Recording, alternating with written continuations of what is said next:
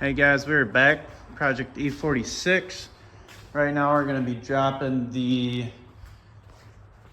drive shaft and seeing if we can get that carrier bearing off of it. And then also, I think we're going to be trying to drain the diff and see if we can scrape off some of that gasket material and get it prepped for tomorrow when we get our new Loctite 5790 or 5970, whichever one it was, specific for rear differentials on E46s. So yeah, I'll get into it and get this car jacked up and start looking underneath and see what we got to do. Today I woke up, not really, but I came home to a surprise. Something is leaking. Something leaking bad.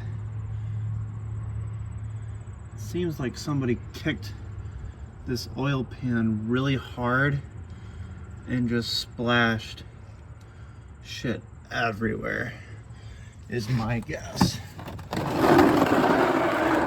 Oh, because there's a bird. Oh, well, that's really unfortunate. I'm gonna see if I can help this little guy out. Hopefully we can save him. It doesn't look too good. Yeah, well, we'll try it out here. Little update, we got the diff cover off, and looks like we just got the factory gasket here.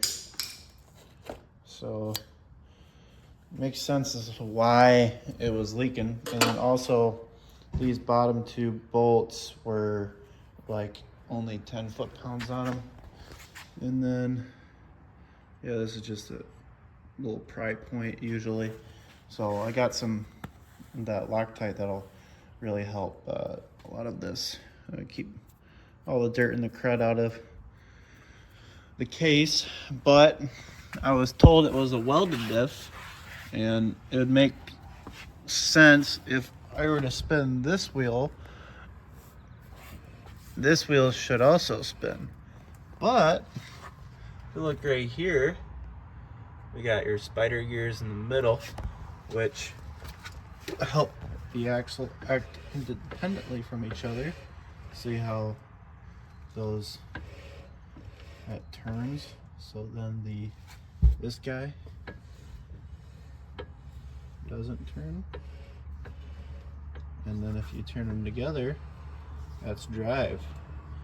You know, if your one wheel's turning,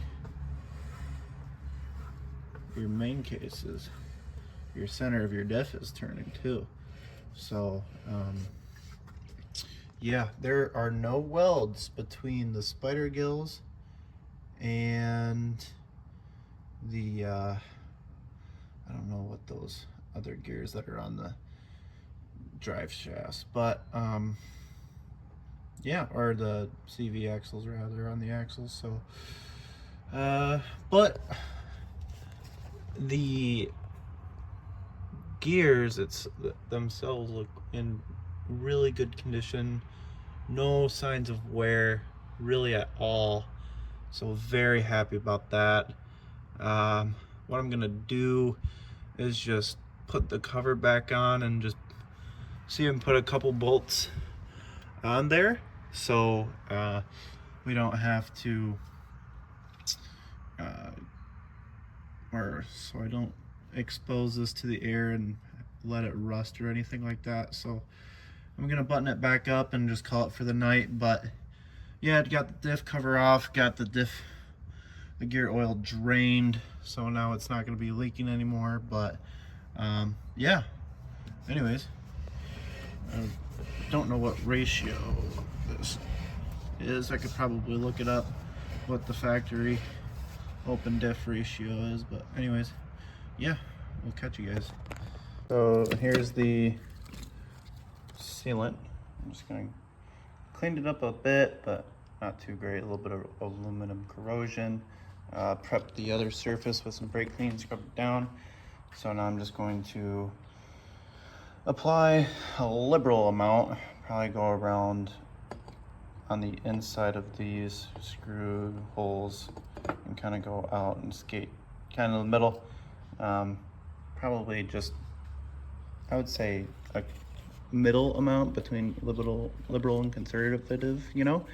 Then we'll just try to bolt it up and squish it on there. Hopefully we can get it to seat correctly first and bring it in. I'm gonna have to look up the torque spec before I start, and then I'll be able to share that in a second here. And so the torque is 34.6 foot-pounds. I think that's like 40 something Newton meters. Not too sure, but yeah, so put that on there, do it like in a star pattern, so then the sealant smushes in there nice and evenly, and hopefully we don't get any leaks. Try my best to bolster around the screw holes, and it looks like I got a good coating everywhere, so I think this is enough. I only have 50 milliliters of this stuff, so I thought I'd run out, but actually I think I have about half left. So yeah, don't really be scared about running out, because 50 milliliters I suppose goes a long way. I think I have it at a good spot. I think I might put a little bit more in some areas. So I went kind of fast, made it all messy, because I didn't know how much sealant I would have, but I suppose I have enough. So I'm gonna just touch up a couple more spots and then put it on the diff. Setup is doing great. Just got, and it's going right up in there. I think it's 1.6 quarts. So I'm gonna do it until it overflows, and then I'm gonna cap it off, and then spin the wheels a little bit, and then see if that's where we need it. And then also that will kind of help do a little bit of a flush, because I did see a little bit of metal filing material inside the oil last time, so hopefully that'll help get out some of that junk. So we'll just keep pumping until it flows out of the fill side. So there you go. Now we have it dripping out, so we're gonna let it wait until the dripping stops, and then we're gonna cap it. We're gonna run the wheels a little bit and then repeat this process so we can kind of clean a little bit inside of this diff case. So we'll keep doing that. So we got the car just about level now, I suspect, and we're just getting a little bit more oil out of it. So we're gonna wait for that to drain out, and then we'll cap it. So the torque spec for the, let's see, whoa, hello. The torque spec for the oil filter drain plug is 52 foot-pounds. So I'm gonna go do that and level up the car, of course, wait for a little more to drain, and then torque in that plug right there. That's a 14 millimeter Allen, by the way, just so you know, or a hex, whatever you choose to call it.